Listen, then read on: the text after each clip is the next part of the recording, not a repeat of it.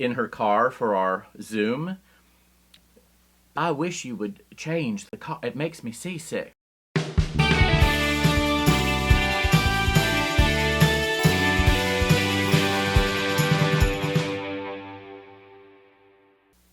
I remember hearing a lot of stories in the 90s from people about public transportation, whether it was the Muni in San Francisco or MARTA in Atlanta or the RTA in Cleveland. And different people had different registers, different settings about, oh, well, I feel like this compared to this, compared to that. But there wasn't an understanding in my world, or in the world of people I knew, that the New York City subway was going to be a safe place.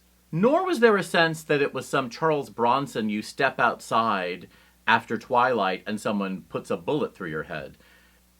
So the thing that people were doing about 5 years ago or so about, oh, the subways are getting worse, I thought, they're a lot better than the subways I knew. They were more frequent. They were cleaner. So things did change. And if you got to know the subway in 2010, I can understand. You're seeing a different subway. I get it. Just the same way that in the 40s people wore hats on the subway and dressed and smoked cigarettes whilst riding. I also think about something that happened to me in my first couple of years in New York. There are different subway lines. They used to be separate commercially viable companies before they all got absorbed into the MTA. So my friend grew up riding the IRT. You can change between cars on those lines, the Lexington line that she would take to school. We were on the F train, which was a whole different line, the BMT or the IND, so you couldn't change cars. Well, there was a fight on one end of the car, and one guy pulled a knife, and so all of us, my friend's first instinct was to change cars. She couldn't do it. She was used to being able to go from this car to that car by opening a door. Nope, locked on the F. So all of us just huddled on one side of the car and then got off. That I continually think about the last 2 or 3 or more years.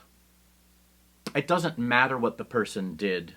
If someone's apprehended by the cops and that person has committed a sexual assault or a murder or vandalism or broken into someone's car or shoved someone over, we don't kill people in the moment, but we do.